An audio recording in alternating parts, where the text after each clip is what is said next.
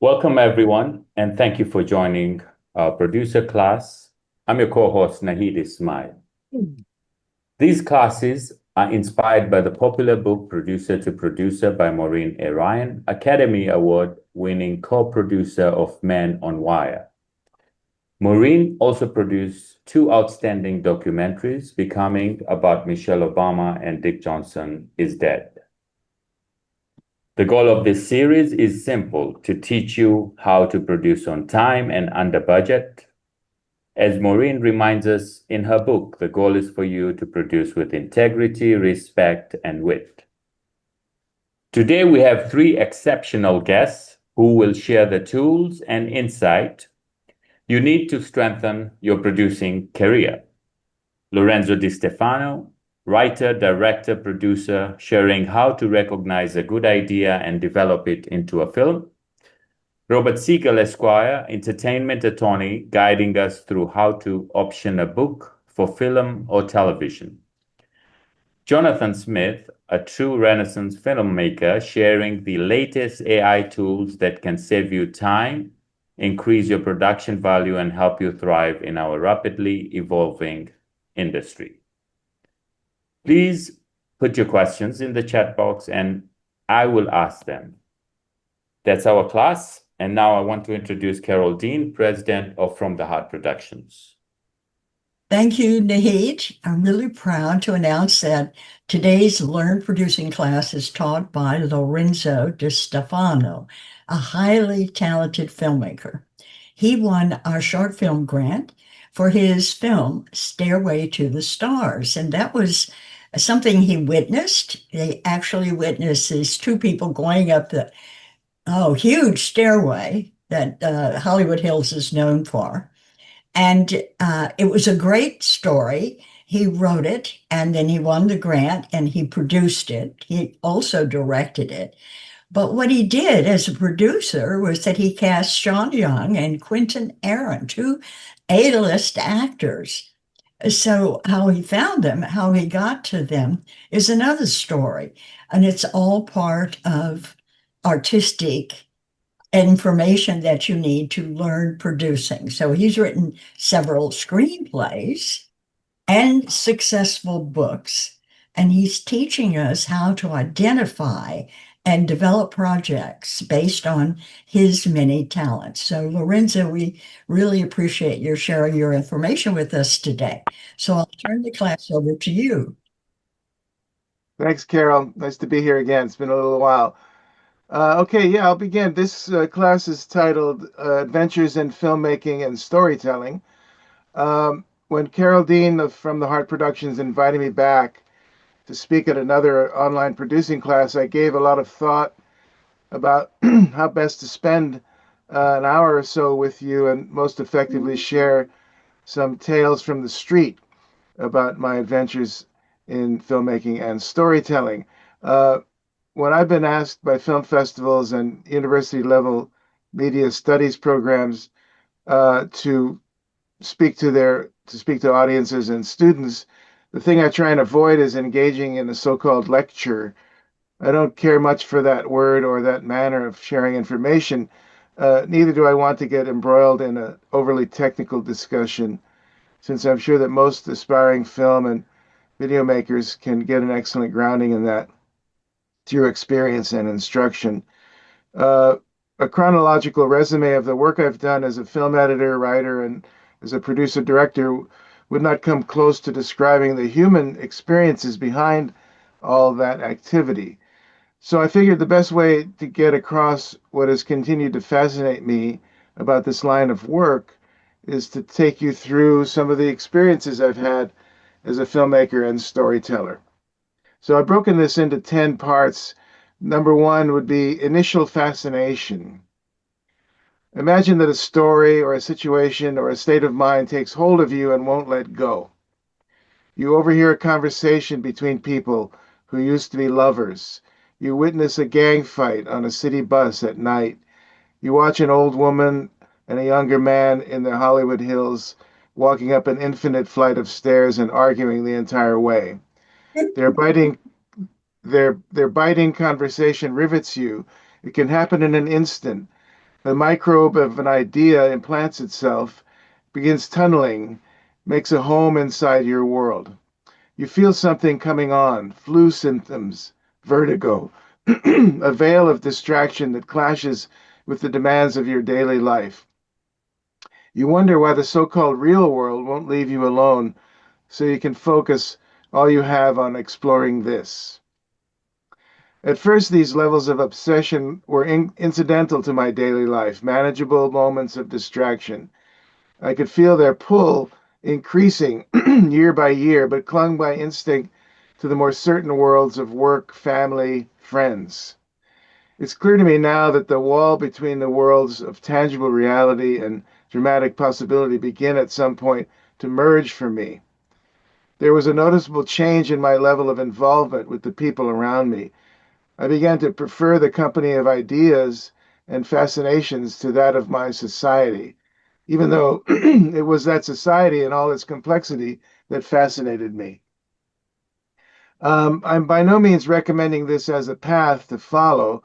In fact, I'd strongly advise watching your step if you go down this road. It can prove an extreme and sometimes dangerous choice. You never know what you'll find or what'll find you. And then there's the cost to your peace of mind and that of those around you. I began my visual journey as a teenage street photographer in Honolulu, where I was born and raised. This is when I started framing the vibrant world around me through a lens. This kind of life, one of constant observation, is like the tide going out rapidly before a tsunami hits. Previously unseen elements are revealed, hidden until now beneath the surface. During my last 2 years of high school and 1 year after, I apprenticed with a highly eccentric young filmmaker in Hawaii. I'd heard him being interviewed on a local radio show about the short sci-fi movie he was putting together. He was putting a call out for help with an upcoming shoot. I phoned in and practically made him give me the job on the air. We met a few days later, and for the next 2 years, he really put me through it. Besides learning how to load 400-foot 16mm camera magazines in a dark bag and syncing and coding dailies and repairing sprockets and messing around with the animation stand, the most important thing I picked up from Bruce Osborne was that passion really can triumph over adversity. I had never seen anyone work so hard on something as abstract as these shiny strips of film. He also composed and conducted the music score. The guy was crazy talented. His final gift to me after loyal slavery on my part was a one-way plane ticket to Oakland. The move from Honolulu to the mainland led me to making short films in Carmel, California, while climbing the resort town labor ladder from dishwasher to busboy to house painter to waiter, not always in that order. After several half-realized film sketches and editing experiments, I wrote and directed a 9-minute 16mm black and white film starring my then mother-in-law, a one-time aspiring actress. Then in her mid-50s, she played an attractive and very selfish upper-class woman who sorted real-life conflicts with her idyllic description of it. Woman on the Lawn, overwritten as it was, taught me that there is a universal visual language out there, largely made of silences, a form of expression nearly all audiences can understand. Aside from my early fascination with all things technical about cinema, what was most enlightening about this project was that I'd actually been able to convince people to work with me for free and actually have fun doing it. I secured the location, a mansion in exclusive Pebble Beach, from a wealthy family of lettuce growers whose home I had painted, an early example of chutzpah and youthful self-confidence. Carole, anything you want to jump in with before I continue?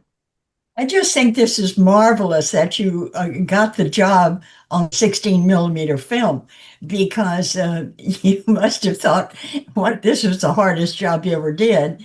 But then the universe stepped in and brought you to America. I think that was a gift and a new direction for you. Yeah, it was fun too because I'd been a house painter on this particular house. And I got to be inside. Usually you don't get into rich people's houses that way.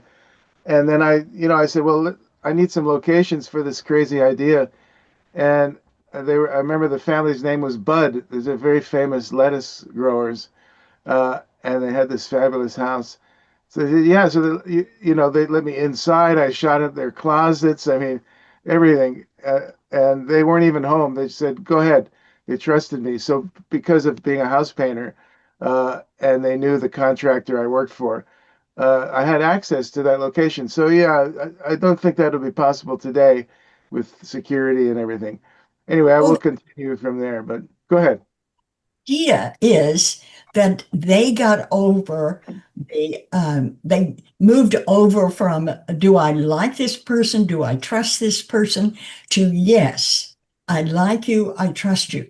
That's what it's all about in film funding, in film producing, everything is there is a moment where people move from indecision about you, they cross that border and go into, yes, I like you, yes, I trust you. And that's what all filmmakers are looking for to achieve. Once you get in that position with another human being, wonderful things can happen. So good for That's you. true. That's true. Yeah, there's so many more now. Everyone wants to be a director, and so people are assaulted both in the creative realm and in general. But let me continue. My first experience with the level of commitment required to pull off a feature-length documentary came 4 years later with a musical portrait of the late American jazz guitarist Tal Farlow. Talmadge Farlow was made for PBS on 16 millimeter and cost about 100,000. As a definitive biography as well as an intensely musical film, it was the biggest technical challenge I'd attempted to date. What I did was take my failed ambitions as a guitar player and pour them into telling the life story of one of my guitar heroes and one of jazz's greatest enigmas. Born in North Carolina in 1921, Tal Farlow gained the respect of his fellow musicians and won many international awards, including the Downbeat magazine's New Star of 1954 and Downbeat Poll winner in 56 and 57. At the top of his form in 1958, Tal walked out of the limelight as suddenly as he walked into it less than 10 years before. People wonder where he'd vanished to. Had he cracked up? Was he dead? Farlow put it more succinctly about the jazz scene he was so much a part of. It didn't suit my temperament, I guess. Taking on the roles of producer, director, and editor, I embarked on a journey of telling this wonderful man's life story and embarking on what would turn out to be a very close 20-year friendship until Tal's death in 1998. The next topic of this class is commitment of passion. My mantra then, as it is now, are the poet T.S. Eliot's words: if you're not in over your head, how do you know how tall you are? You think about that for a moment. That's about risk. It's about taking chances, and only you can decide whether you're up for that or not. Again, those are dangerous words because once you make that commitment, you're in, you're all in. Um, there's not much difference between being driven about your project and being a pest. One of the most uncomfortable things for me about filmmaking is that you have to always ask so much of people. If you can pay your team a decent wage, then you don't feel so badly about incessantly asking things of them. If they're working for free or for a pittance, it can become increasingly difficult to ask the world of them. Whether you can pay your crew or not, it's essential to communicate to others what you have in your mind and why you started the film in the first place. In explaining it to them, you can either sharpen your concept of the project or dilute it by repetition. It's a lonely thing to be the asker of favors, completely dependent on other people delivering. It works both ways. You better deliver for people, or they probably won't be there for you next time around. Tal Farlow turned me down the first time I wrote him and asked to make a film about him. He was polite about it, but saw no reason why his life would translate particularly well to the screen. Tal showed true humility and a genuine lack of interest in his own standing in the musical world. 1 year later, I met him for the first time at a music festival in Northern California. We hung out backstage, and I photographed him in performance. One shot later becoming the poster for the film. I think I just wore him down after 2 days, and over breakfast, he gave me the okay to go out and try and find some money to make a film. Good luck, he probably thought. I'll never see this guy again. Instead, the film we made together is still considered his definitive film biography. It also led to 20 years of active touring for him that may not have happened had the film not reminded people what a special talent Tal was. Number 3, fundraising and innovation. Raising money for your films basically comes down to getting what you want versus giving other people what they want, what they need, but finding some kind of common ground in between. It's a good idea to tailor your efforts, be they for public or private support, to potential geographic and subject-related interest in the story you're trying to tell. Fitting the subject of your film to a potentially interested and supportive individual or group will save you a huge amount of time and cost and disappointment. There is no guarantee of success, but it does make a lot of sense, especially if you insist on and get full editorial control. In filmmaking, rules are made to be broken. That's how cinema has progressed so rapidly in just over 100 years.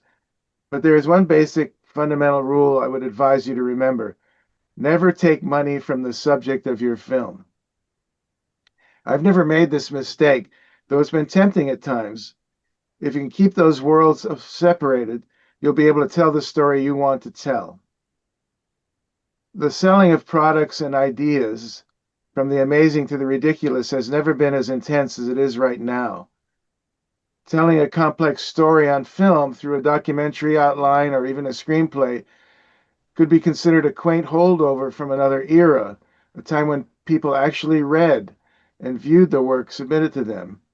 I personally don't believe it's as bad as all that now, though it's impossible to know for sure, especially with the pervasive advent of AI. You basically have to be the best rep of your own work, the most passionate believer. If you're not, then no one will follow you, however convincing or charming or seductive you might be. If someone sees your work, and you should be able to talk with them about the beats and nuances and the ideas behind all your effort. I've found that in an age when fewer and fewer people actually read, the verbal or written sketch for a film simply can't convey what a visual presentation can. Like other producers and directors, I've worked hard to create vivid and elaborate digital film and PowerPoint displays to represent the film I intend to make. By pre-visualizing the project for potential producers, potential supporters, collaborators are shown what their investment in time and money will be buying. At any time of day, all around the world, there are filmmakers in tiny rooms fighting lack of sleep while putting together excerpts and trailers and so-called sizzle reels to make a submission deadline so somebody may have some money or festival or distribution contacts can get back to you as soon as possible after looking at your stuff over the weekend. It's an intense and exhausting process. It's also a powerful tool that helps you hone your ideas while engaging in active outreach for your project. I'll open it up to Carole again if she wants. Yes, I totally agree with you because Carol Joyce and I watched 1,000 easy trailers. And just if you just narrow that down just for the ones that we watch for the film grant, the most important thing to us is, can you tell a story? Do you have 3 acts? Does music propel the energy of your trailer? Your trailer is one of the greatest assets you have in film funding. Most of you are very good in writing and you have a lot of passion, but the real crux is, what's your trailer? What's the first scene? What's the first frame? Where does it go? What does it tell me? So put your time and money in that. You're right, Lorenzo, that's very important. Yes, it is. So I'll continue. Nahi, do you have any questions people want to jump in, or should we just go on? Just go on. No questions at the moment. Okay, very good. Spotting the source. Like most people, I now get most of my information about the state of the world online. I also read a lot of books. I've been involved in adapting several novels, true stories, plays, and currently a 17 million word diary, about which I will cover for you later in this presentation. At first, these adaptations were merely exercises written on spec with no literary rights, just to get the feel of the process. I know Robert will be speaking later about optioning, which I've done a lot of, and he has a lot of special expertise in that area. It was about exploring the differences between non-narrative and narrative storytelling. I later optioned material myself or with partners. In all cases, we believed we had something so special that it could not help but be made. We found out fast how wrong we were. In all cases, we were right and we were wrong. We were under the intoxicating spell of these very good stories. In the end, the stories own you more than you own the stories. This next section is called The Long Road. It's inevitable that you will become an irritant to your friends who've heard 10 times too many about your play, about a dying novelist who abuses and confuses the members of his family, or a young man from southern India who finds himself in bonded slavery to a widow woman and her son in contemporary North London, or a young woman escaping an abusive relationship who restarts her life in Boulder, Colorado, gets into professional cave diving and discovers hidden aspects of herself when she's 1,500 feet underground. Or a cousin of yours who was diagnosed with leprosy in 1930s Honolulu and suffered immeasurable trauma and later became a noted author and human rights activist who lived to be 90. These are all stories that I have told in various forms on film or in literary formats. They share one thing. They'll become the prime representative on Earth for these stories. You will become the prime representative on Earth. You will be admired, pitied, avoided, and maybe eventually celebrated by those who at one time had written you off for lost. Carrying the torch for your project means protecting it like it's your own personal quest for fire. Each of you probably has stories you're working on and others you're trying to keep alive. Only you can tell whether your ideas are worth carrying around like a second skin, or will they be part of your downfall and potential bankruptcy. After many years, when you track your history as a storyteller, it would include not just all of the people in your life, but all the tales you've tried to bring to fruition. Some stories you will have to leave behind in order to survive and fight another day. Others will leave you. Those that remain are the ones that truly matter. The cult of personality that has taken over a lot of independent cinema may not be to everyone's taste, but it's kind of understandable when you think how hard it already is to get support to make films. Investors like to think that they're working with the next hot thing. So if you effectively present yourself as that, it may be some kind of advantage over a more reserved, cerebral filmmaker. I've chosen a path somewhere between these two extremes. I'll do whatever I feel is necessary to get my projects made. Sometimes it doesn't feel so comfortable. That's when you need to take your own temperature and decide who it is you're going to be true to yourself and a supplier of projects for the world outside. So, Number 6. Lorenzo, there's a question Yeah, before go we ahead. go to number 6. It's a very interesting one from Melissa. Could you elaborate on never take money from the world of your story? Give examples. Well, I've got a friend who's in a situation just like that. As I said, I've never done that, but it's tempting because you're so hungry for funding. He directed a documentary about an artist who funded the film herself, and they're still wrestling with it now to complete it. It's turned into quite a nightmare for him because she funded the whole thing and not insubstantially, it cost a lot of money.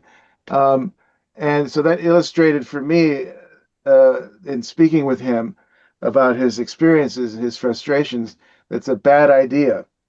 Whether it's a documentary in this case or a narrative film, you get into some very thorny areas there. because if it was you, let's say someone was making a film about you and you had the money to fund it, you'd want to have something to say about the content. Very few people could give money and then step away and let you do what you want to do. They want to see and influence the result. So you can understand that's kind of a perilous way to go. Does that answer your question? Yes, I believe so. Looks like it. Okay. Melissa, let us know. Yes, it does. Thank you. Okay, good. Okay, the drama of filming and distribution. Now, making my second feature documentary, Los Zafiros, Music from the Edge of Time, was a huge logistical challenge. Shooting this film about the famous Cuban pop group from the 1960s, known as the Beatles of 1960s Cuba, was a tense and complex process. My crew and I were working in a forbidden zone 2 months after 9/11. I had been to Cuba 3 times before, so I was used to the way things work over there. But I had some nervous Americans on my hands for the first few days, worrying if their passports would get stamped on the way home and they'd be subject to fines or imprisonment for trading with the enemy, quote unquote.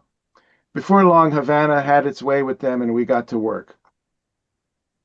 We worked with a Cuban production company to provide additional help and planning for our 4-week shoot. Reality has a way of altering itself when framed by the lens. What you think you see through the viewfinder is not always what you'll see in the screening room. In a place like Cuba, where everything seems to be crying out to be photographed, it's important to realize that real people live and work and die there. This is not a stage set on which to impose your own impressions of what you think is going on there. What's great about actually getting to the point where you're actually filming is that it cuts through all of the posing and puts you face to face with your subject. You're sucking up imagery and sound and meaning in a process that is as close to magic as anything I've ever encountered. You're out there absorbing information and reprocessing it your own way. The imperative for a director camera person in a situation like this is to do everything you can not to miss anything. Life is unfolding before you, haphazardly, continuously. It's like Ansel Adams taking only one sheet of film on a 2-week photo trip to Yosemite. It's your fault if you blow it. It's all about capturing the moments. To give you an idea of the timeline of this project, it was researched and permissioned in 1999 and 2000, shot in 2001, edited in 2002, film festivaled in 2003 and 2004, screened occasionally in 2005 and 2006 while coordinating a US, UK, and Canadian theatrical release, which finally happened in mid-2007 when the DVD was released by Shout Factory along with the soundtrack. The film remains widely available on premium streaming platforms. I had no idea when I started that I would be involved with this project for so long, that I would become, in effect, Mr. Zafiros. I had no choice, nor will you. As filmmakers, you'll be dealing with your films in one way or another for the rest of your life. Making a film is only a third of the battle. Keeping it out there and in distribution is a task that lasts in perpetuity. I can pause here if you want any chats or from Carole. Yes, I think that it's really important. I tell people, it's in my book, that when you first get the idea, Lorenzo, you need to write down, why are you making this film? And put that aside, put that in a place you'll find it.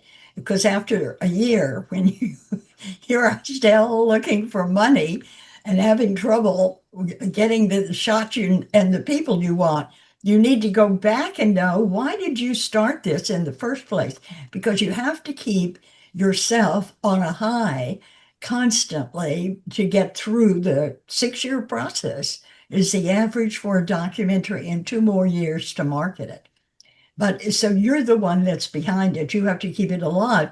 Are you working with all of these films, do you still re-release them, or are still selling them? Well, that's, as I said, a large part of the job is keeping them out there. It's like a novelist, their book goes out of print and often disappears. Um, I think it's advantageous to have so many platforms out there, but it's got to be good, I mean, when people say, "Oh, my film is on Amazon," well, congratulations, but that's not really some great accomplishment because Amazon is kind of like the dollar store of media. There's everything there on the shelf. Amazon Prime is a little bit more exclusive, but not really. Getting good distribution is tricky. I've been up and down that ladder from excellent distributors to terrible distributors. So, but again, you're carrying the ball all the way, and keeping it out there is super important. Luckily, all my films are in distribution and available, but agreements lapse, and then you have to find a new person, and it's harder because they all want newer films. And as your film ages, you have to find a reason to convince a distributor or a sales agent to handle it. I've been fortunate in that area, maybe because of the quality of the films or the timeliness of the stories that they were telling, but it's there's no guarantee. So, Lorenzo, there's a question here that came in from Chris. The Blue Lagoon was great. How did you get to that location? And then what type of permits do you need to shoot in Cuba? The Blue Lagoon, boy, that's going back a ways. Um, I was an apprentice film editor on Blue Lagoon. I was a film editor for many years. I did my first couple of jobs in Hollywood for National Geographic. I was an assistant editor on two of their National Geographic specials. And then I got in the union, and one of I think my second union feature was Blue Lagoon at Columbia. And I was an apprentice. I did not go to Fiji where it was filmed. I came on later when they were editing the film in Hollywood. Um, that was a great experience. Of course, that's a film many people have seen, and um, yeah, I see your chat, Chris. National Geographic was editing their films at the time in Hollywood on 16 millimeter through WQED Pittsburgh, which was the production station that was producing a lot of those. So hence, that's why I was working in Hollywood on those. Um, and as far as Cuba permits, well, Cuba then, as now, is sort of a forbidden country in a lot of ways, especially for an American. Um, I won't go into too much detail about what I did to skirt those regulations, but I had a story to tell. As I said, I'd been to Cuba starting in 1993 as a photographer, and I directed a play there. Uh, and so making Los Zafiros in 2001 was a continuation of my fascination with the place. Being from Hawaii, an island, felt a certain affinity with people from Cuba, another island. Um, but there's no real official, if you're making a professional film, you need to get permission because you'll be in Cuba's basically a police state, so everybody knows what's going on, and you're being watched at any time. So unless you're a tourist with a camera, you can maybe stay under the radar. But as soon as you start filming with more professional equipment and a larger crew, you will get stopped and you will be asked, "What the hell are you doing here?" So that's a whole nother story. Um, anyway, should I continue, Nahid? Yes. Okay. Number 7, world's not your own. Unless you're telling your own story, and even then, you'll be stepping into a zone where the rules of engagement are unclear or non-existent. As the English novelist L.P. Hartley wrote in his 1953 novel, The Go-Between, the past is a foreign country. They do things differently there. This is a great perspective to remember, not just about events from the past, but for any story you're compelled to explore that is not from your immediate experience.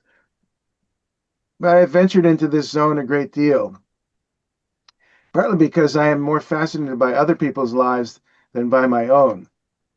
You have to proceed boldly, but also with caution. There's a huge responsibility inherent in this.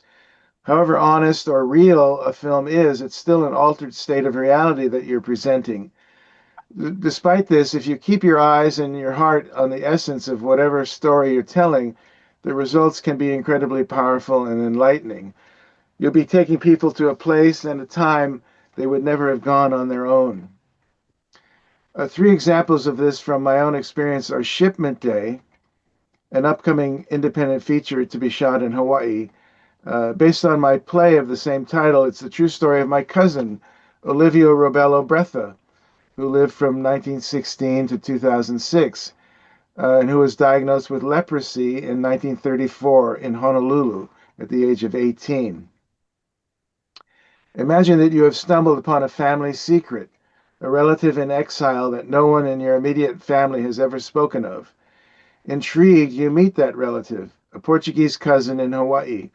Spend the next 17 years getting to know the circumstances of her life, her struggles, and her quiet achievements.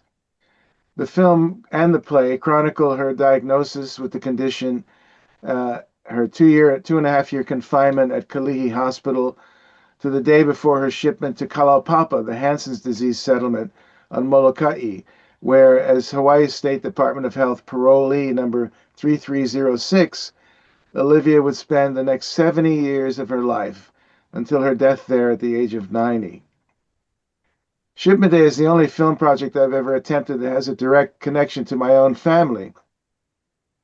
As such, I felt on comfortable ground telling my cousin's powerful and transformative story, especially since we got to know and love each other over those 17 years before her death in 2006.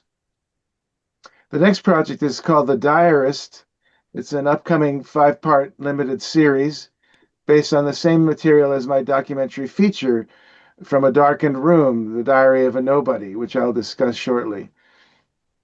Easily the most complex and ambitious narrative film project I've ever undertaken, The Diarist tells the story of the Boston eccentric Arthur Crewe Inman, 1895 to 1963.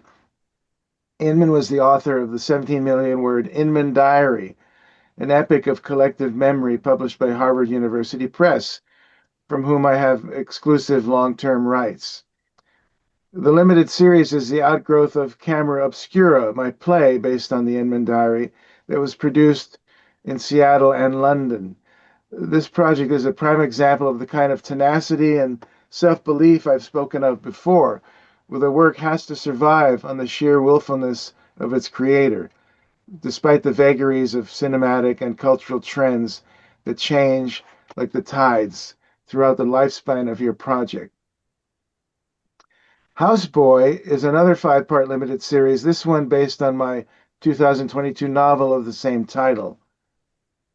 Behind the windows of a house in North London exist domestic horrors performed by desperate human beings upon their chosen victim, such as passerby could scarcely imagine. A contemporary urban thriller with socio-political and racial overtones, Houseboy is set in South India and the UK. It's a fact-based tale that inhabits a shadowland where ancient traditions take root and prosper in our so-called modern world. Far from the impoverished rural village of Chetipatu, in the polite suburb of Hendon, North London, in an undistinguished house at 321 Finchley Lane, the lives of a young Dalit man, Vijay Palan, and an Indo-British woman and her son, Binda and Ravi Tagorstani, collide as if decreed by history. Through Vijay's harrowing misadventures and ill treatment in this household, we experienced the shocking realities of modern slavery, the human spirit's boundless capacity for pain, and the ultimate blessing of one young man's redemption and survival. I first discovered the true story behind these events in a London newspaper in 1995.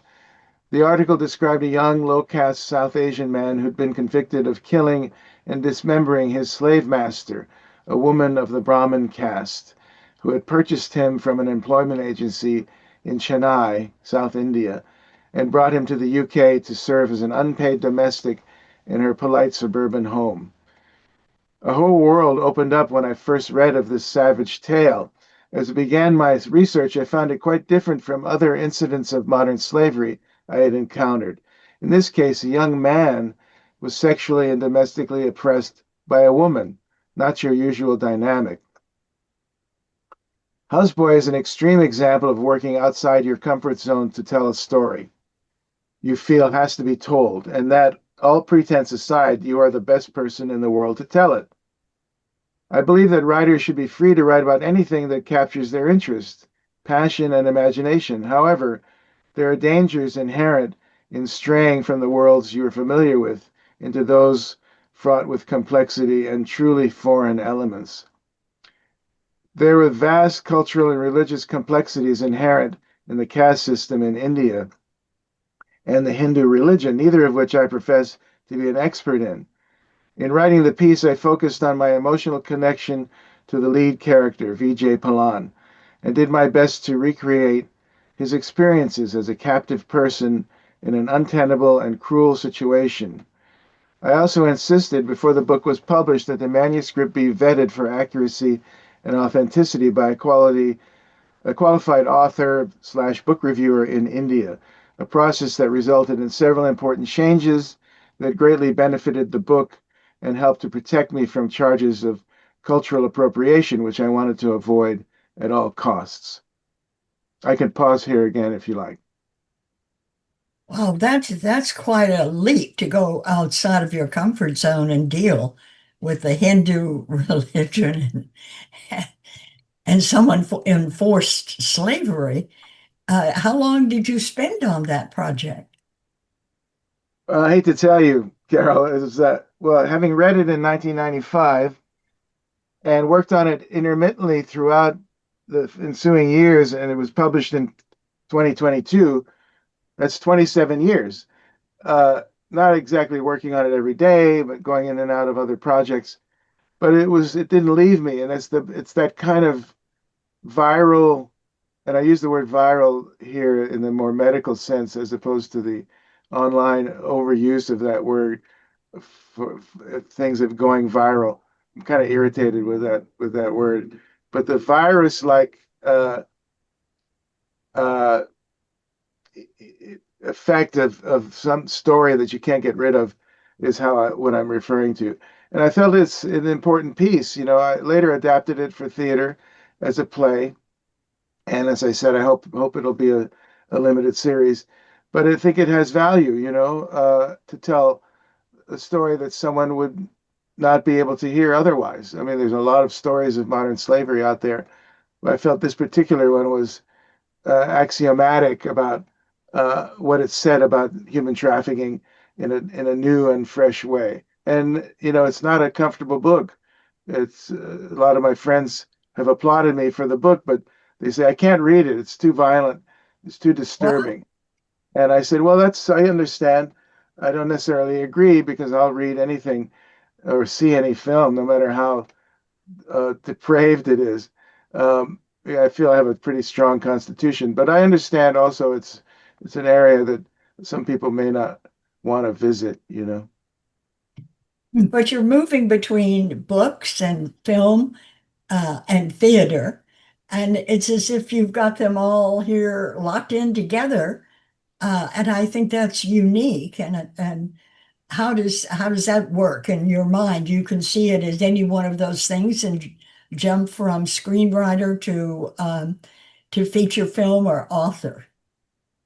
Well, in a way, it's good to be flexible, you know. I mean, if you have had the good fortune like I've had to work in theater, it's a good, inexpensive place to develop stories with actors, as opposed to being in a vortex in your room, you know, writing these things. You need to expose them, and there's no better way to do that.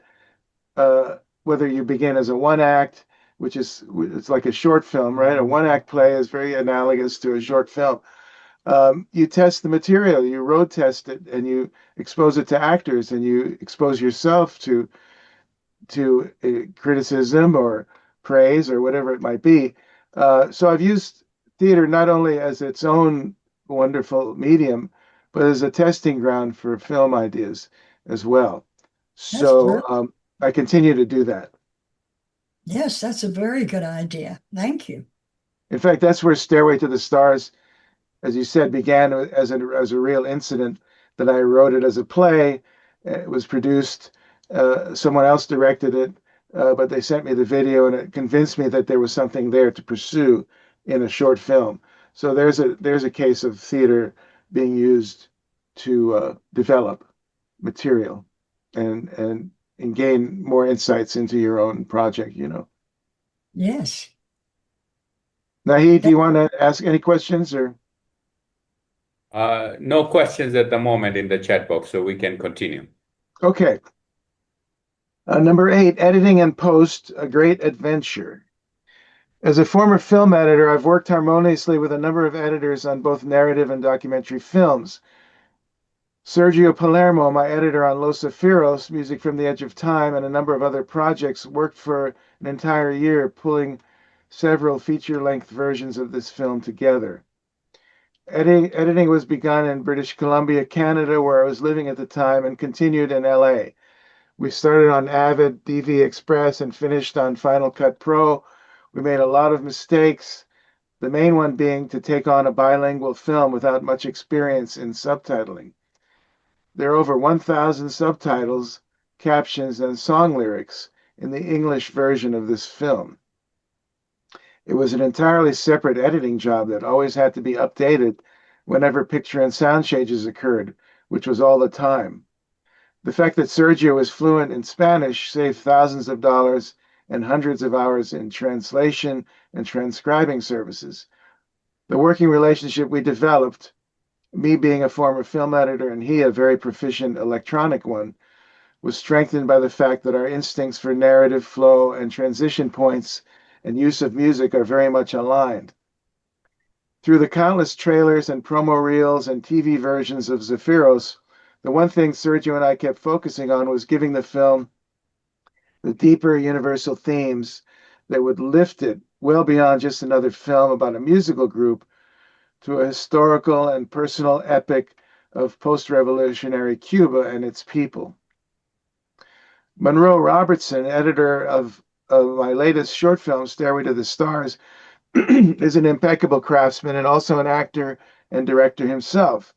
We worked over a 6-month period crafting this 25-minute film into the best evocation of the story we knew how to create. As I became used to in my own career as an editor, I give my editors plenty of latitude to discover the film for themselves. Working with me, they have ample time to come up with their own first cut without interference. While we've had discussions about the project and reviewed the material closely, the best way to proceed, in my opinion, is to establish a collaborative relationship, not a top-heavy, director-driven one. You have to discover the life force of a film together. It will speak to you or it will not, depending on whether the elements you've gathered rise to the level you intended, which is not always the case. You cannot force a positive outcome.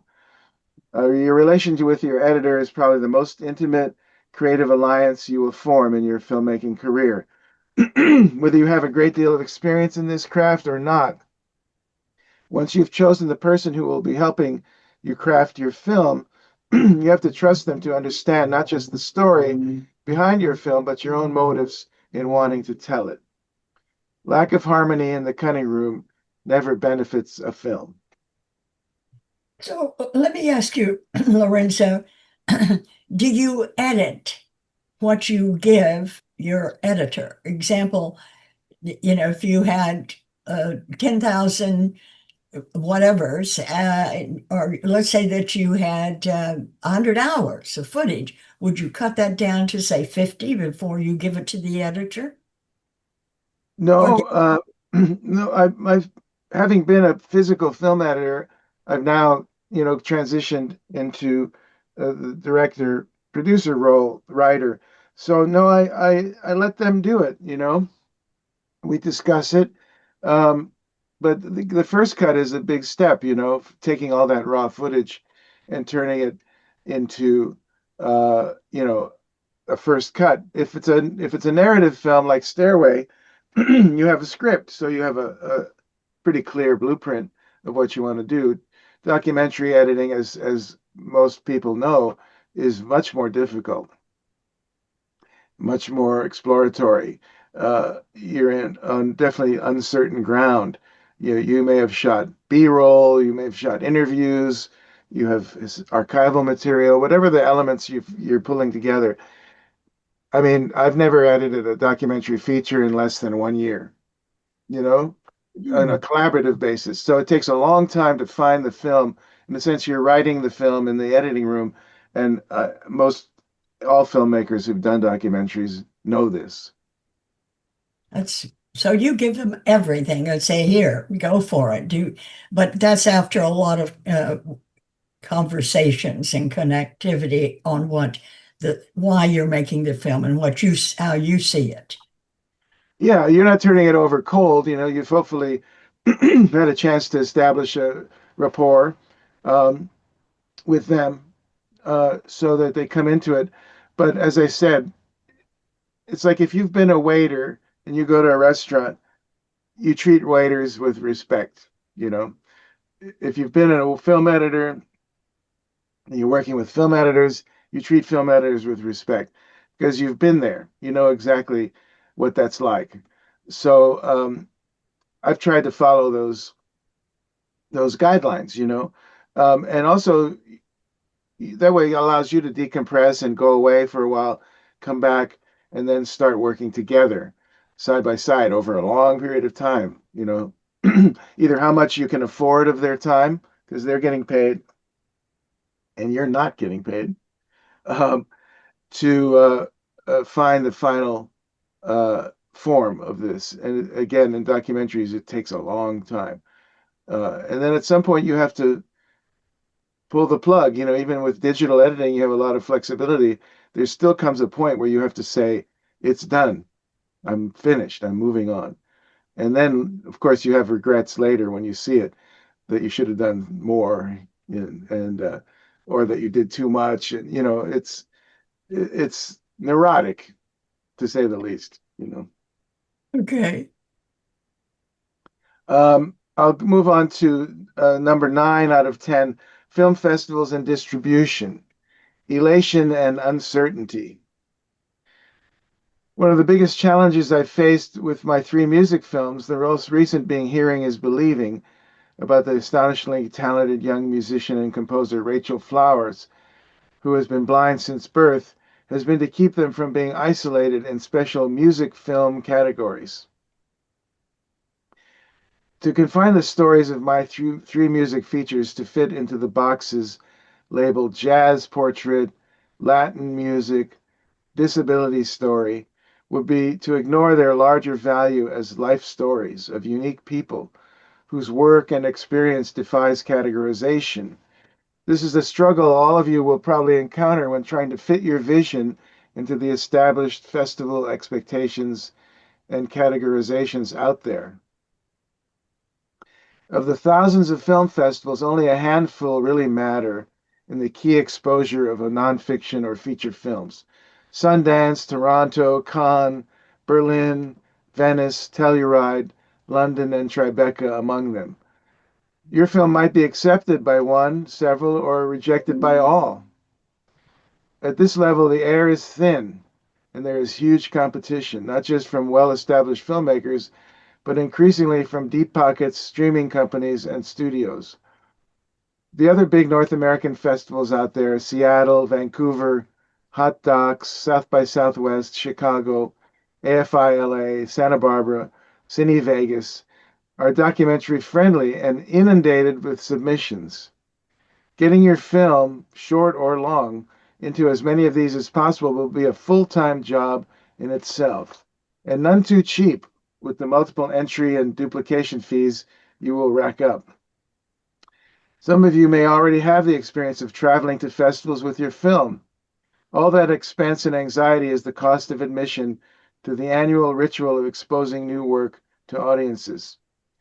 After spending so much of your own resources and those of others in pursuit of a dream, you realize that your film is one of hundreds released every year. When you fold in global online distribution, and we're talking thousands of films a year, despite everything expanding electronic platforms, most of these films will never be heard of. It's my understanding that more than 80% of festival films fail to obtain meaningful distribution. a sobering and disturbing statistic. As a result, many films we'll hear about but never see, other than maybe fragments or on some video sharing site. When the festival phase has passed and it comes time to find a place for your film in the marketplace, uncertainty increases. Whether your films are self-released or handled by a company, you start to dread the next delay as a sign of doubt from those who you thought believed in you. These are people who you told yourself you could trust. You use that flawed system that's out there as much to your advantage as you can. The single objective remains fixed in your brain: to get your work seen so you can go out and make the next one. My upcoming feature documentary, From a Darkened Room, The Diary of a Nobody, is a longtime passion project, one of those I can't seem to get out of my life. A book review I once read got me started on the life and times of Arthur Inman. He was an extremely bright and upper-class hypochondriac who for 40 years took ads in newspapers and paid people to come up and talk to him. With the help of his loyal and long-suffering wife, Evelyn, he met young women who sometimes did things with him in his darkened room. The man had chronic photophobia, fear of light, so the hundreds of people who visited Inman in apartment 604 in Garrison Hall, Boston, to tell him their life stories often did so in complete darkness. If Inman liked them, or even if he didn't, he included a lot of them in his gargantuan document. In the end, there are over 1,000 characters in the Inman diary. Inman's mission in life was not to miss a thing, to be the chronicler of it all. If not for him, many notable 20th century events and the lives of fascinating but anonymous people like him would have been unrecorded, unappreciated, totally forgotten. Now, many years after first reading the diary, my colleagues and I are in post-production on this nonfiction piece, aiming for a 2027 Film Festival, limited theatrical, and streaming release. Once again, here's a project with more than one function. It not only tells this true story as a kind of twisted biography, it also helps make this complex and disturbing take on mid-20th century American history accessible, relevant, and highly compelling, especially in our era of obsessive connectivity and dreams of digital immortality. My most recent film is the narrative short Stairway to the Stars, which we've talked a little bit about before. The film was shot over 4 days in Los Angeles in 4K using Arri Alexa cameras. It focuses on the love-hate relation between Laverne, who wishes she were back in her apartment watching the match game and eating Cheetos, and Tony, the fanboy and aspiring actor who refuses to give up on her.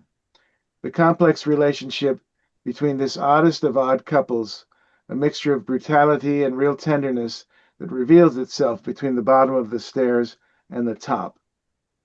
This project is unique in that it evolved from a real incident, not purely from my imagination. As such, it benefits from being grounded in a reality I personally experienced and then was able to creatively expand on and as a writer and director. And I'll close with number 10, defining what's next. I guess what I spent most of my time trying to put into practice is the processing and sharing of information in imaginative and compelling ways. I try to stay open to everything going on around me without being buried by it. Fascinating as this world is, you need to pick your targets. No one, no matter how brilliant they are or think they are, can frame it all. I'm talking about a lifelong journey here. It's not necessarily a good fit for everyone. You pursue it with the same vigor that someone in business school goes after a degree, or a scientist tracks down the nature of a genome or stem cell or cure for cancer. Whether you're a serious journalist, photographer, writer, filmmaker, you will experience your own phases of addiction.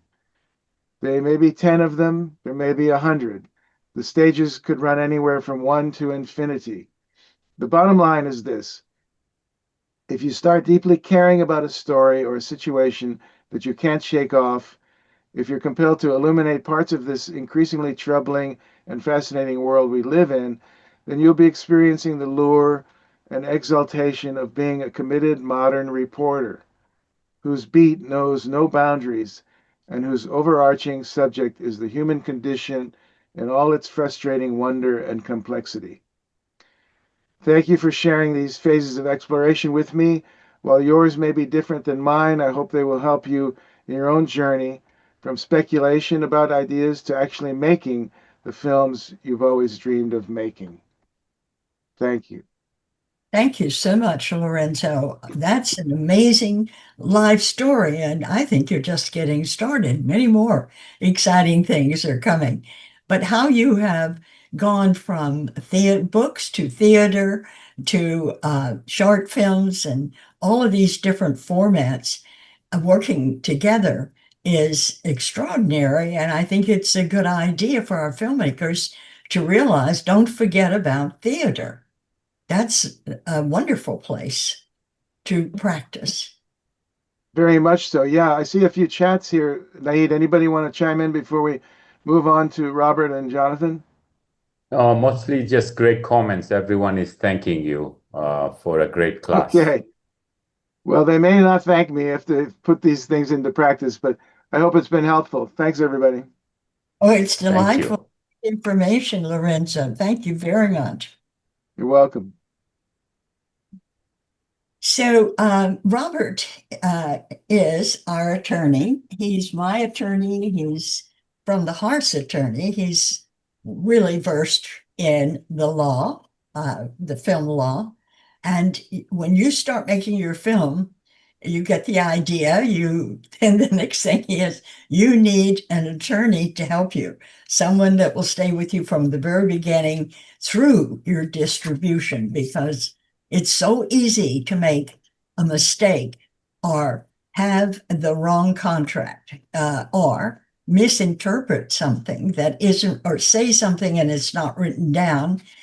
So let's listen to Robert. He's going to talk to us about adapting books for TV or films.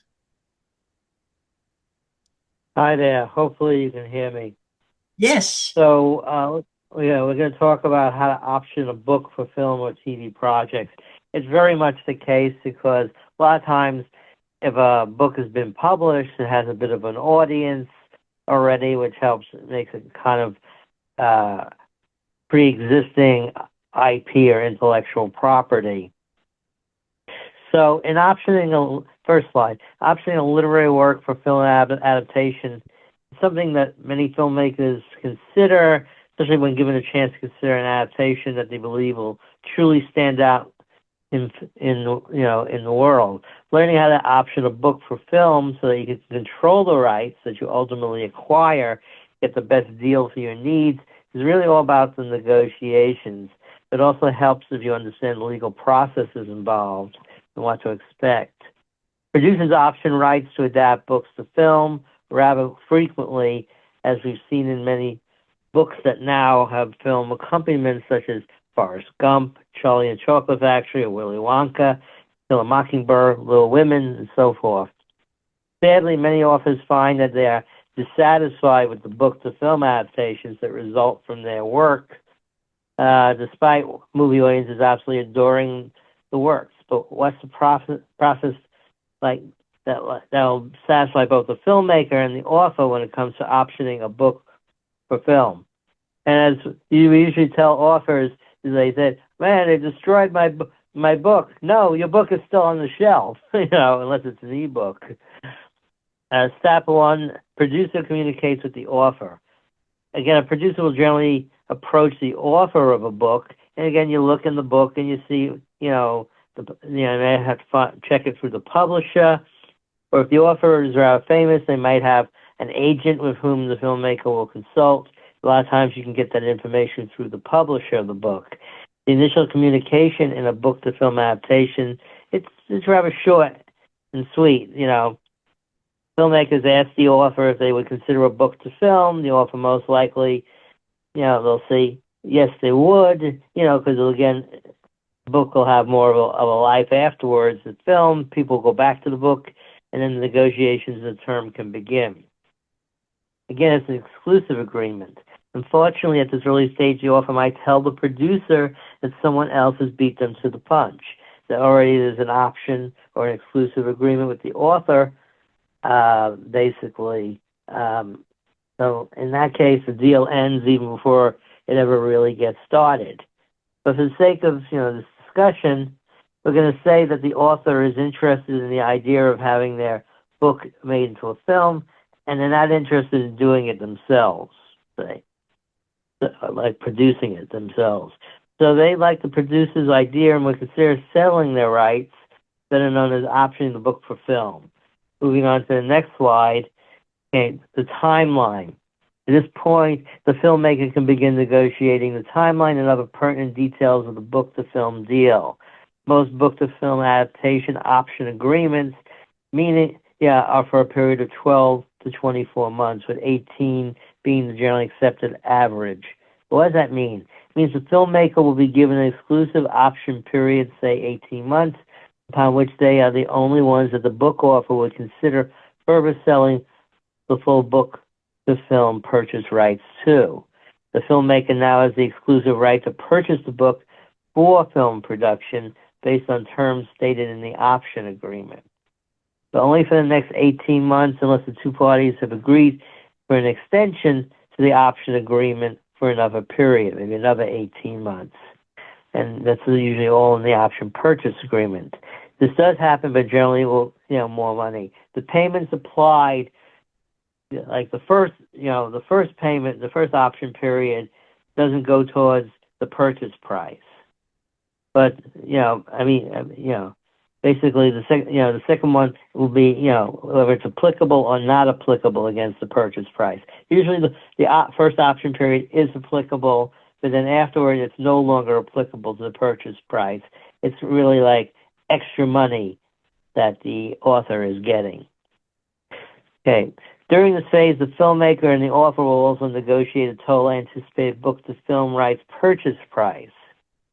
Generally speaking, it's based on a percentage of the estimated total production budget that'll be required to create the film. It could be, a number like, basically 10,000, 5,000, 50,000, whatever. Again, authors generally get between 3 and 5% of the production budget as the purchase price, which whatever is charged in the option agreement will be later applied to the purchase price in that, for the first period. The second period, it won't be applicable, as I said. If the producer purchases the rights in full at that point. While there are no set prices for a book-to-film option, there are a lot of variables that come into play in determining the total cost that an author will charge.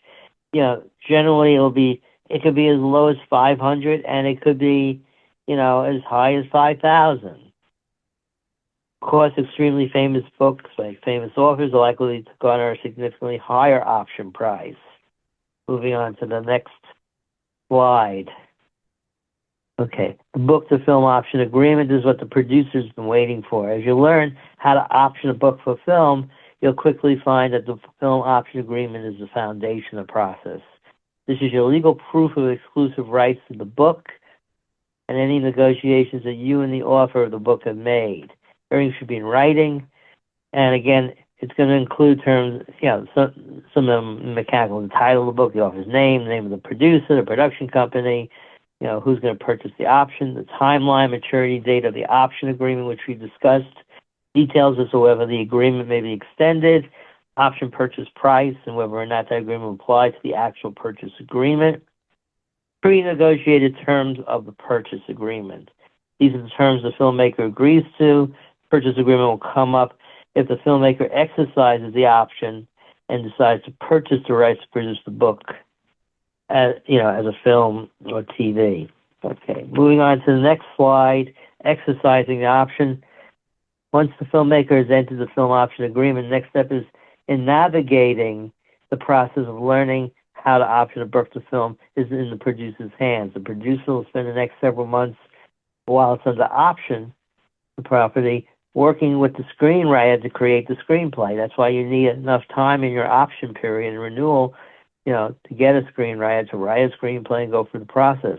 Securing production funding, raising awareness of the project with the hope of gaining investor attention so that they can fund the book to film adaptation.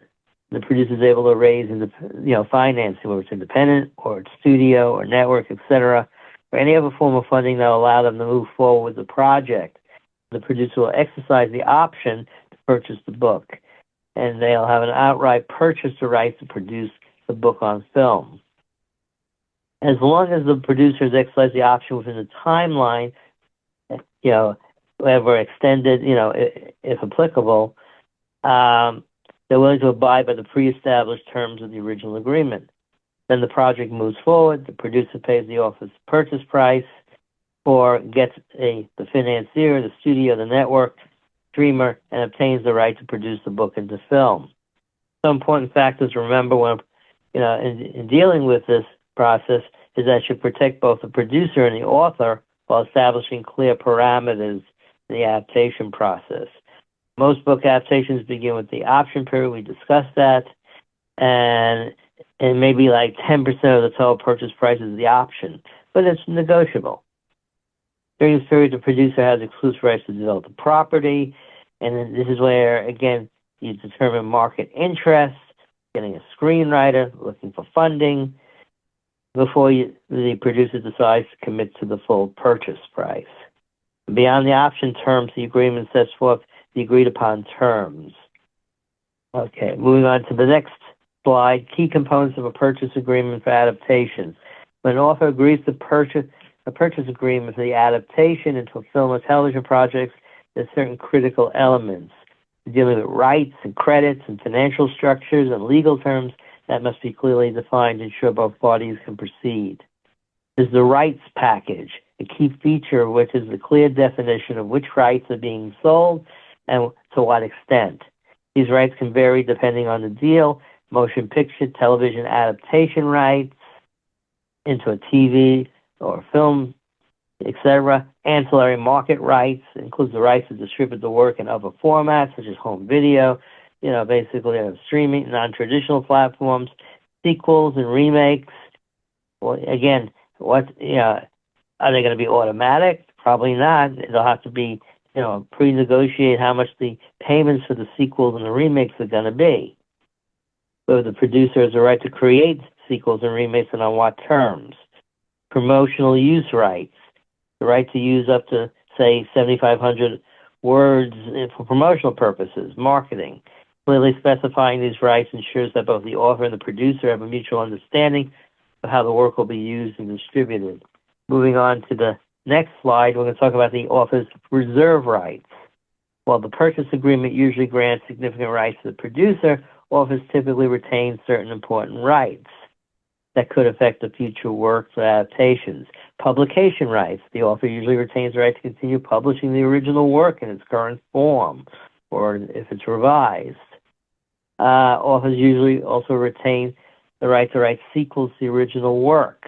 Again, it gets tricky because you take something, it could be the producers want to do sequels, but they're not sequels that are based on books.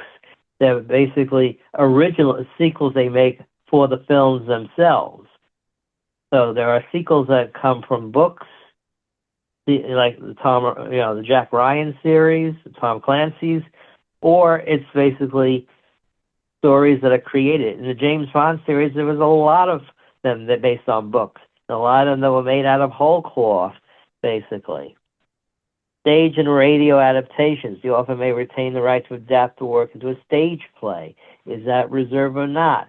Or for radio broadcast. Like if you make a deal with Disney for a film or television project, they're going to want stage rights, and they have to be negotiated because they've had such success in theater.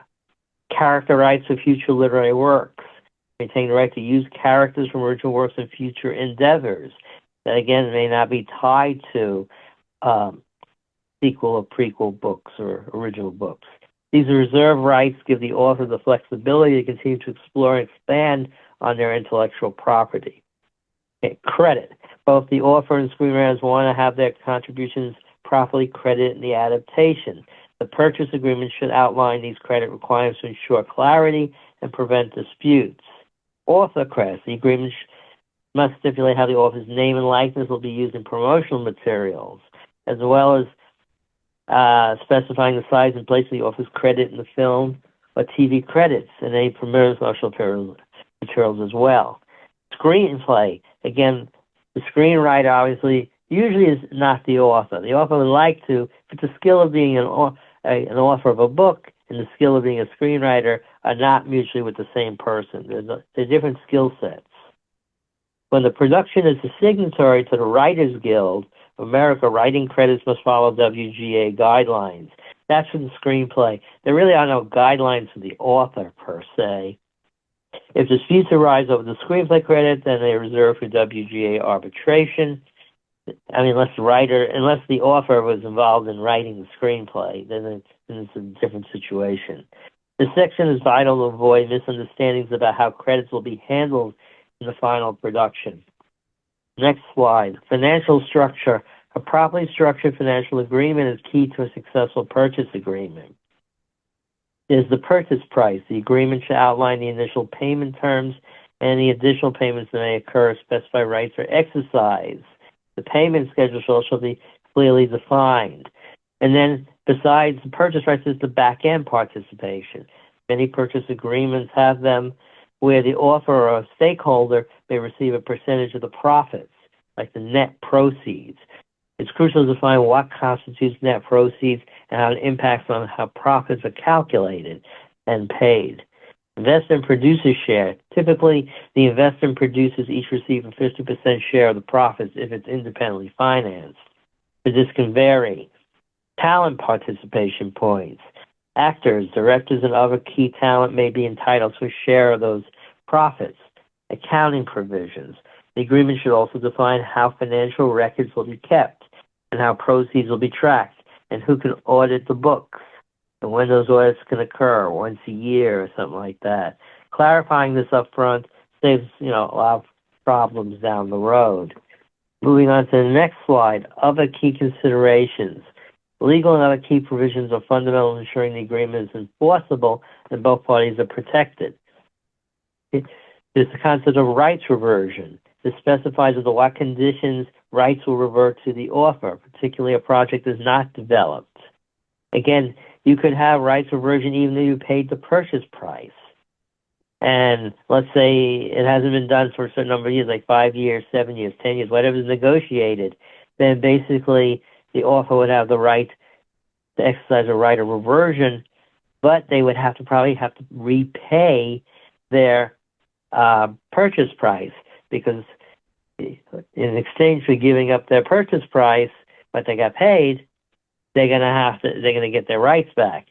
Otherwise, the producer could just pay, once they paid the purchase price, keep it on the shelf forever. That's the trade-off. The section can define the conditions under which the author can reclaim the rights, along with any associated extension terms, payment requirements, development creative control. The author may want to retain some level of creative control, again, depending on who the author is and how well known they know of the adaptation. Having approval rights over significant changes to the original work. Again, this depends on the author and how successful the work was, like changes in the character or storyline. Usually they'll get consultation requirements, the right to be consulted on key creative decisions, especially if these decisions impact the integrity of the work. The development timeline for the work, so that there isn't any unnecessary delays. If the author will write the screenplay, which is unusual, but can happen, it may be necessary for them to join the WGA. This will affect how certain rights are structured, may require additional compensation for derivative works, such as a novel being drafted into a screenplay. Again, the purchase agreement for the adaptation is crucial for protecting both the author's creative rights and the producer's financial interests. By addressing key elements such as right packages, credit requirements, financial structure, etc., both parties can ensure a fair and transparent process. The success of a book-to-screen adaptation often depends on the clarity and comprehensiveness of these agreements. Production executives should work, producers should work with their entertainment attorneys to ensure all aspects are properly addressed and protected. A well-structured agreement provides a foundation for successful development while protecting the interests of the parties involved. I think this is the last slide. In summation, if the producer cannot raise funding or does not find much interest in the book-to-film adaptation, in the marketplace, they're likely to waive their option at the end of the option period or allow the option to expire without renewal. There is no penalty to the producer with the exception of losing the money that they paid up front for the option. The author might consider optioning the book rights to another producer. It helps with seeing their story make its way onto the big or small screen appropriately. Or they might not. This is up to the author or the author's agent. Some authors will have high hopes of seeing their work turn into movies and TV projects, etc., while others may not be so inclined. Either way, learning how to option a book for a film or television project is a process that can be relatively straightforward to navigate if you're having, particularly with legal support from your attorney. And that basically is the last slide. Are there any comments or questions? Yes, there's a question. What's the best way to pay the author for a low budget feature, a flat fee or a small upfront payment with back-end points or bonuses? Well, again, it depends on the author, the author's agent. Again, first we're talking about the option. No one gets richer off of an option. So it could be, sometimes it's, the hard work the producer does. Maybe it's $1, $10, $100, and maybe $1,000, $2,000. Again, it's a negotiation. And again, the renewal, basically what's the length of time and all that. And then we talked about the purchase price either being a flat fee if it's out of a budget, or again, it might be a percentage of the budget with a floor, so that basically so if it's a very, very low budget film, at least the author is guaranteed a certain amount. It's $100,000, your film, or $50,000, you got to cover a certain amount. Maybe the minimum is $10,000, maybe it's $20,000. It's whatever is negotiated. We're talking about the purchase price. We're not talking about the option. And then the back end, we discussed about points, usually 2.5% to 5% of the the total share, producer share. Again, it's a matter of negotiation. Any other questions? Let's see. There's some, as a producer, can I resell the option and be a partner on the rights I sell? Partner with the next party? Generally, okay, it's an option purchase agreement. As long as, again, you're responsible because you signed that agreement. If you go and make a deal, say with a studio or a streamer or a network, they're going to have to agree to the terms that are in that agreement, which is maybe, which ironically may be a good thing for being a producer, because if once you signed your option purchase agreement, you had to, you just have to, you have to adhere to it. I mean, they can't come back and say, oh, no, you're making a deal now with a studio. I want to increase, the option payments. I want to increase the purchase price. I want to increase the back end. Now, there is a difference, and we'll just touch on this, between option and purchase agreements and shopping agreements. Shopping agreements are very short periods of time, 6 months, 9 months, maybe a year. They're usually not renewable. And again, the producer is not acquiring the rights to shop it around during that period of time. But, and if it is interest with, say, a network or a streamer or a studio, what happens is that you can't lock in those terms because it wasn't an option purchase agreement, it was just shopping. So you'd have to make a deal as a producer that's setting up the deal, and you'd have to also make a deal with the network or the studio or the financier, and both deals are going to have to close, otherwise nobody has a deal. It's like I always say, being in a canoe. Everyone got to be steady, otherwise the canoe tips over and everyone winds up in the water. So that's the shopping agreement as opposed to option and purchase, where basically the terms are spelled out and basically, which means you have to pay those option payments, and eventually there is a purchase price that's negotiated. Any other questions? Those are the questions from the chat box. Let's see, Carole, do you have any questions? You're on mute, by the way. You're on mute, Carole. It's complicated, Robert. So you really have to do a lot of talking and negotiating to get what you want, make everybody happy. Relatively happy, I guess. Yes.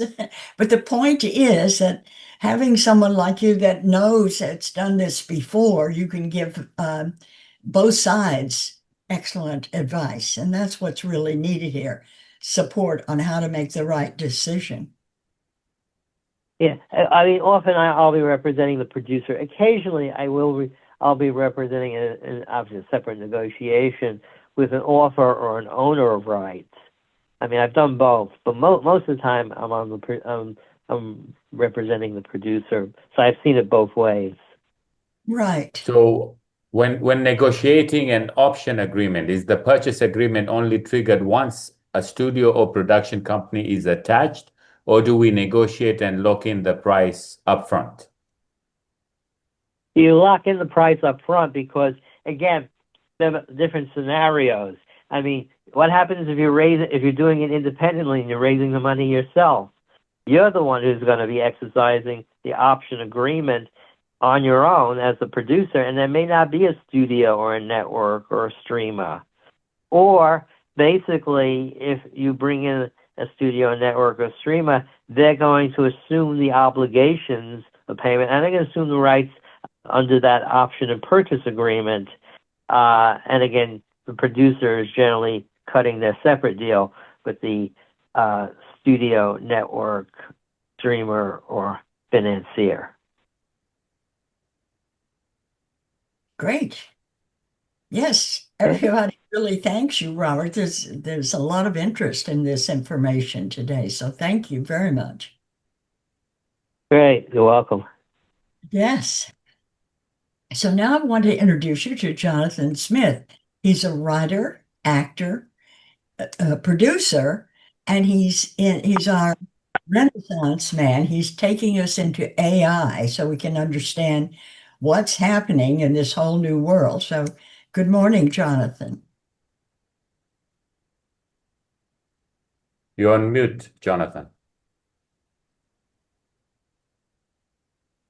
Is that better?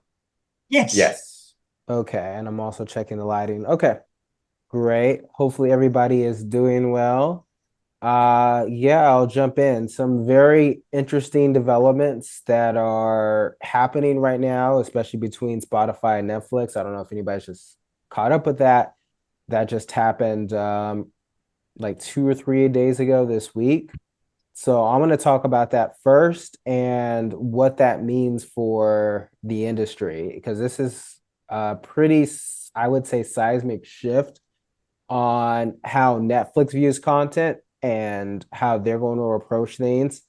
And it is also dealing with what we talked about 2 to 3 months ago. And just to add some perspective, does anybody remember the conversations I showed on LinkedIn that Netflix is eventually going to start looking into more low budget influencer based content, and that's what they're headed? Does anybody remember me talking about that?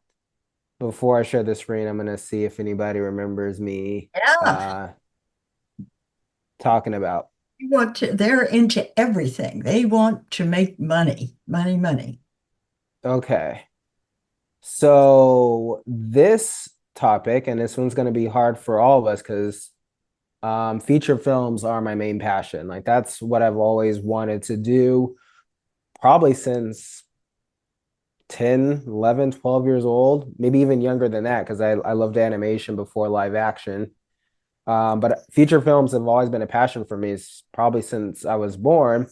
And the question we're going to have to ask ourselves, what if the feature film goes the way of the theater? And I mean, thinking back to when Tennessee Williams and all the great playwrights were making plays between the 30s and 70s, or actually even earlier than that. We probably could go all the way back to the 1890s to the 60s, where theater probably had its biggest run. That would include Broadway. Now, theater is still popular, right? Broadway is still popular, but they're not even close to what they were in a different era.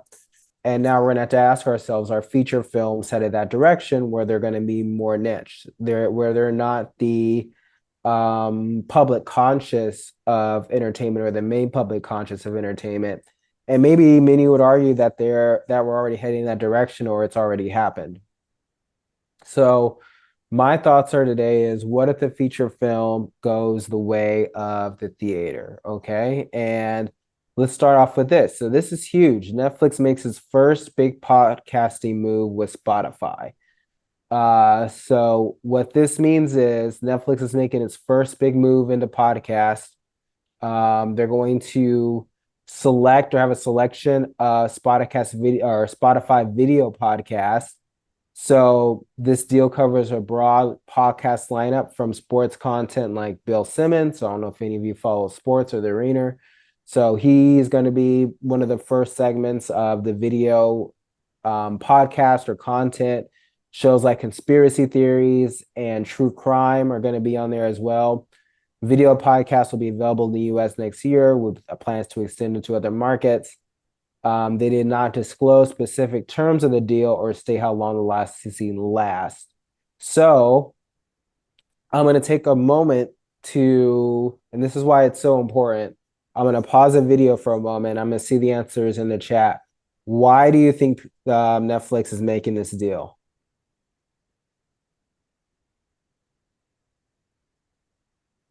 Liberty was going to send it to me. Yeah. Cheap and less risk because they have to. Close. I want to see if anybody has the exact right answer. To increase revenue, yes, but that's not the exact answer. How about a natural lateral expansion? Close, Carole. Not quite. Let me give you a hint. It has to do with metrics. Metrics? Compete with vertical. That's close, Kelly. Very close. Anyone else? I'm going to give like about 30, 40 seconds more of guesses. And get a high ROI. Again, you guys are close. These answers all come together, but there's a specific word that is missing and it's extremely important. Extremely important. And it shows the direction of where content is headed. IP is part of it. Money is part of it. Yes. Selma's the closest one. Selma's the closest one. I'm going to give 15 more seconds, but so far, Selma is the closest one. If we were giving out little prizes today, she would win the prize right now. Anybody want to add what Selma said? Yes. She's the closest one. 10 more seconds. Podcasts are more profitable. Close, Shauna, close. It's not that they're more profitable. Selma's the closest. Anybody?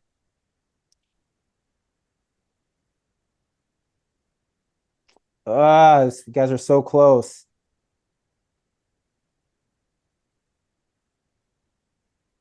Okay, 2 more seconds and I'm going to hit share the screen and go on. So Selma's the closest. Suspense. Okay. Oh, I see a couple more. Selma and Amber are the closest. Chris is also close with this third one. Or what he just sent. Easier to produce. So all of you are right in your own way.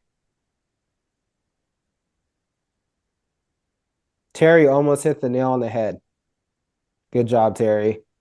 Followers, subscribers. So all of you are close in your own way, but there is a word and you're going to hear this. And as a filmmaker and producer, you need to know this word.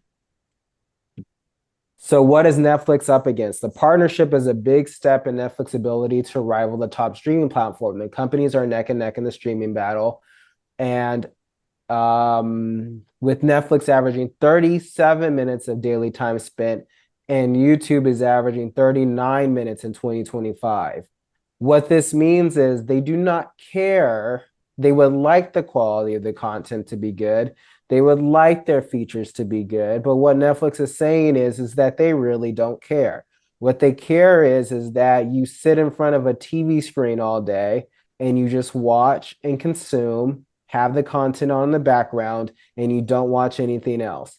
The ideal world, and this is actually one of the things that upsets me about this new technological landscape, is the quality of the films, the artistic integrity of the films do not matter as much to these companies. Again, I think it matters to the artists and it matters to the people who are doing the podcast. And I think it matters to their fans to a certain extent. But they would be just fine if you sat in front of a TV screen for 4 hours a day, consuming nothing but slop, as long as you didn't watch anything else. That's what Netflix cares about. That's what YouTube cares about. And nothing else matters. And if they can do it cheaper, even better. That is the sad reality that these tech giants want us to go in. And it's sad, but this is clearly what this deal is about. They're competing against YouTube for watch time hours. So how it works is that YouTube, which kind of started this trend, right? You don't need to have thousands of workers working on a feature film in order to get watch time. And I talked about this 2 years ago, right? I said, this is probably one of the dangers to the film industry that no one's listening to talking about, where somebody in their room can get 1 million viewers just talking while, and I talked about this show 2 years ago. I keep forgetting it. It was a good show that didn't do well view-wise. Mozart, that was on Amazon. If it gets less views than somebody watching a person in their room doing a podcast, that show is going to get phased out, because the way the new landscape of purchasing content is, it's either ad revenue generated or subscription generated. Now, if 500,000 people watched the Mozart show for $10 to $20 a pop, that would be a different story, but that's not what people are doing. People are spending $10, $15, $20 on one subscription for all their content. So the way Netflix and YouTube look at it as, okay, as long as somebody's consuming my content, if they consume an hour of content and that content cost me $100, why would I spend, or let's make it even 100 hour and 20 minutes for a film? If somebody's willing to spend 1 hour and 20 minutes watching a podcaster, and all we had to do was set up a room and a camera, and that cost us, let's say, $1,000 of runtime, why would we spend $100 million on this film for that same 120 minutes? And we're getting the same subscription costs and the same watch time and watch counter. This is extremely important. This is going to affect Netflix's entire strategy of how they're going to invest in content. And it's not a future I like. I don't think it's great for filmmakers. I don't think it's great for the film industry as a whole. I don't think it's great for the artistic integrity of features, where the value of the product, and I think COVID was the worst thing that happened to feature films. I think when all these, and again, I don't want to get in trouble mentioning names, but certain CEOs during COVID were calling films content. As soon as they called films content, you lost that battle. Films are not content. As soon as you say that, you're fighting a losing battle, because content is cheap to make. And now here we are, films are content, and now podcasts are going to have, are going to share the same screen time, if not more, on Netflix. We're going to start testing this out. Because ideally, what they want you to do is watch these video podcasts while you're fixing a meal in the kitchen. The theme auto plays and it leads to another podcast. And eventually, you're off the app of YouTube and you're on Netflix. And then Netflix is probably going to start adding more, maybe not a free platform, but a cheaper platform for you to consume ads. So they're competing to get ad generated revenue, subscription revenue, and they're also trying to figure out how can we deliver the content that gets people to stay on a Netflix and make it cheaper. This is going to have an effect on feature films, what they're willing to pay feature films. And the feature films that do get made, they're going to probably focus more on the Brad Pitts, Chris Pratts, Viola Davis, Meryl Streeps of the world, instead of independent artists. And independent artists are going to have to find their own route and their own way to start getting their own audience and getting their own attention. So, Jonathan, a few questions in the chat box. Yeah. Podcasts are more consumable than video. And then there's a lot of comments here. So consumable content has a high return on investment. Chris says, I do video. Why is Spotify important? I always thought that was a music streaming platform. No, Spotify made a deal with podcasters like 2 years ago. So Spotify's been investing into podcast content for a while now. Okay. Consumable content has a high ROI. Yes. So, Shauna, in a streaming world, again, think like it's not like going to the movies anymore. When you go to a movie, you say, can I have one ticket, please, to, let's say, One Battle After Another, right? That's a new movie that came out. Can I have one ticket, please, to One Battle After Another? You're saying with your dollars, you want to see this specific movie for $20 or whatever. So one ticket to One Battle After Another, please. When you give Netflix your $15 to $20, you're buying their whole catalog of content for the month, which sounds like a great deal, right? And in 2010, it was a great deal because they were trying to get as much expensive film content that they can. Now that they have the subscribers, they can start looking into, say, well, Shauna's $15 is the same. And as long as she keeps subscribing, why would we pay, 100 films that are worth $100 million when we can maybe make 2 of those tentpole films and then start investing in smaller produced content that's maybe only 100,000 to make, 1 million to make, 5 million to make, and we can increase our margins. Does that make sense? This has an effect on the entire film industry. Okay. And then can you please share the link to this article after the class is fine also? So you'll send me the link or put it in the chat box. Yeah, I can put in the chat box before we end the session. Because we have plenty of time. We have 17 minutes. Okay. Will vertical shorts compete with podcasts successfully? Yes, but they're also seeing vertical shorts have a decline.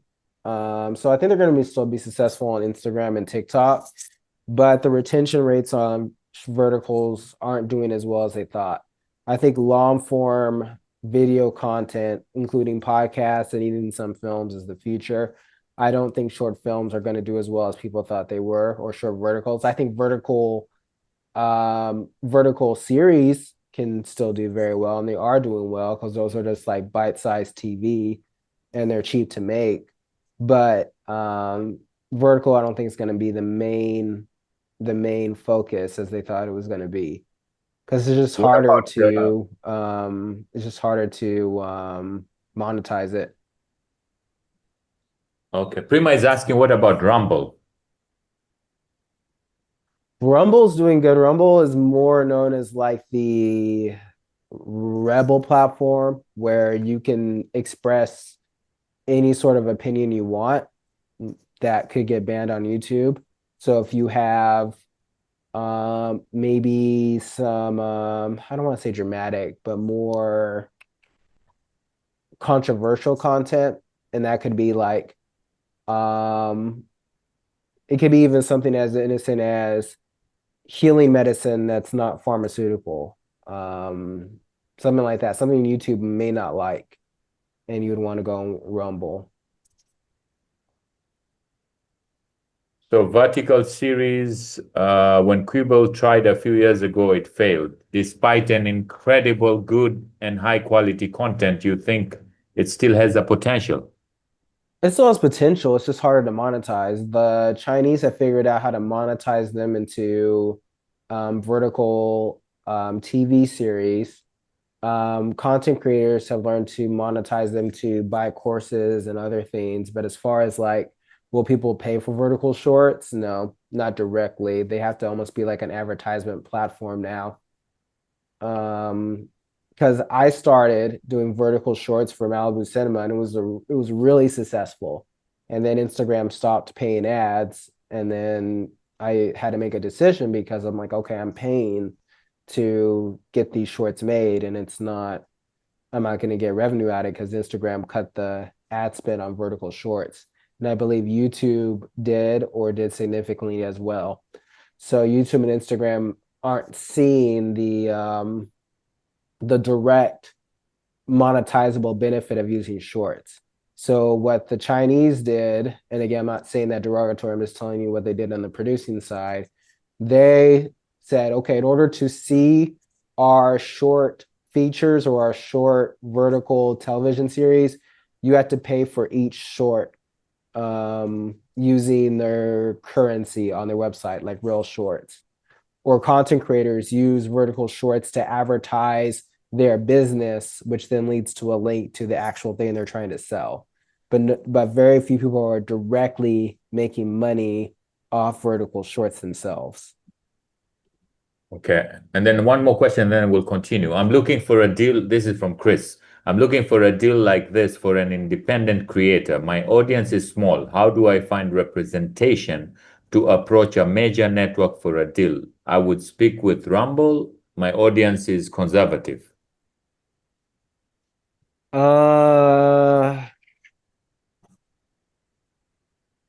My audience is small. How do I find representation to approach a major network for a deal? There's a lot of conservative content creators right now. Chris, I would ask, like, why are you in a rush to make a deal with Rumble or anything like that? Start on Rumble, and I've been on air at major networks. Like, oh, okay, that's different. That's where my audience is. Okay, if you've been on air at major networks, then there's and I don't have the information on the top of my head. There are specific agents now that are specifically for content creators. In fact, many of your favorite content creators are not independent. They have their own agents and managers, just like film actors. They're just very quiet about it. But many of them are representative.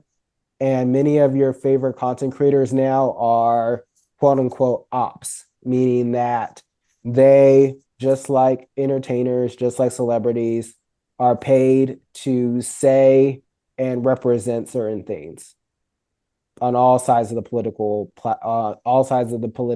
or any other process that you can think of.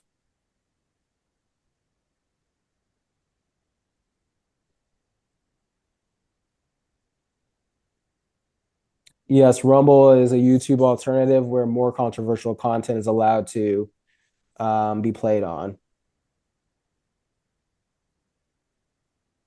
Liberty shared the articles. Thank you, Liberty. That saves me some time. Any more questions? I'm going to share a few more themes. It's a pretty cool theme, so I want to show that as well. Any more questions based on the Netflix and Spotify news? I think we covered all of them in the chat. Let's continue. I think we have about 11 minutes. Okay.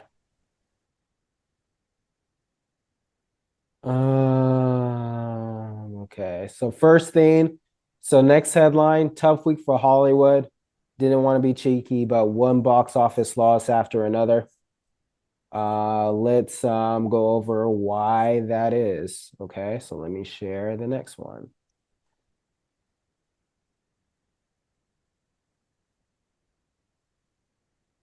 So one battle after another projected to lose 100 million theatrically, as Smashing Machine and other also struggled to do oversized budgets. So this is Leonardo DiCaprio. This is The Rock. This is Channing Tatum. These are films that are designed to do well in the fall and then have new life sparked at sparked new life when award season came.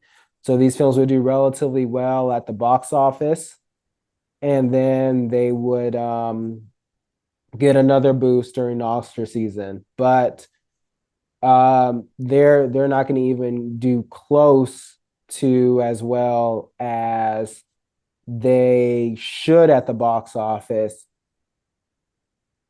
And I'm not going to say it's bleak, but it just shows that either people are waiting for these films to come to streaming platforms, or the entire relationship between audiences that are going to the theater are just completely different now. I mean, we're still having success with some films. So Sinners was a surprise and great success.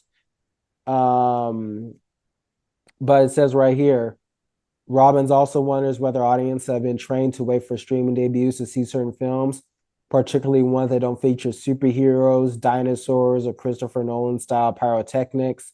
Since COVID, studios have shrunk the amount of time that films are exclusively available from theaters. People have come to expect these movies to be available at home much sooner than they used to be. So yeah, I think the studios really they're pushing back with hits like Sinners and a Minecraft movie. So there are certain films that are still performing well at the box office, which brings us an interesting point that I read somewhere. Sinners wasn't originally a vampire movie in the way that it was done. So it makes you wonder if Sinners was a drama where it looked like it was set up to be and didn't feature vampires. Would it have done well at the box office? Would people paid attention to it? And the film just be as good without vampires? I don't know, but it looks like right now the audience is trained to wait for a certain type of film or just not see it at all. Which is why Netflix is also getting into podcasting. So all this is coming full circle. Any questions on that before going over what we can talk about?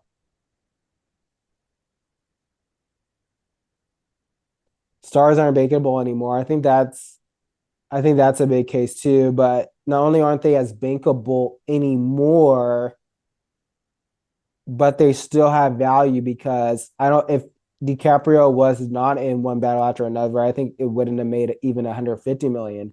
It may have made 20 or 30 due to its subject matter. I think if Leonardo wasn't in it, it would have made even less money.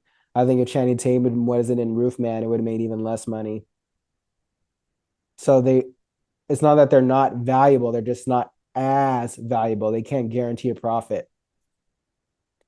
And if they can't guarantee a profit, it's going to make it harder in the indie world, right? So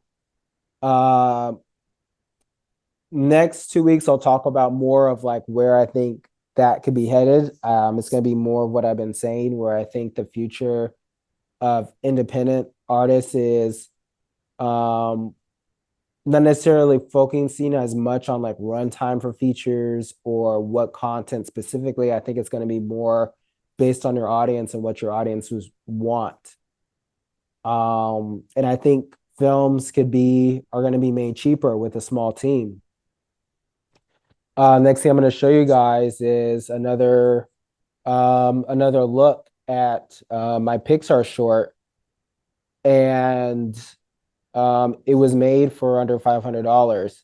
I think pretty soon within the next 3 years, somebody's going to apply for the Roy Dean grant and make their entire film with that grant money, their entire film. I think that can happen by next year. I could have made, if I had the 3,500, I could have made the short 20 to 30 minutes. Because I could put a small team together to help me. Because the film took me a long time to make, but if I had time to hire people and go over the workflow, yes, that could have made that short for probably 3,500, which is also going to have an effect on features once. Because remember YouTube 15 years ago? What did YouTube look like 10, 15 years ago? Right? It was just really poorly produced, bad microphones, bad cameras. Now they look like, something you saw in the 2000s, right? Where, there's people who can relatively make something that looks like the Jon Stewart show. Yeah, YouTube looks like what Rumble is now, exactly. Now you can make something that looks like the Jon Stewart show in 2006, maybe even a little better, with a camera, a nice background, and a good table,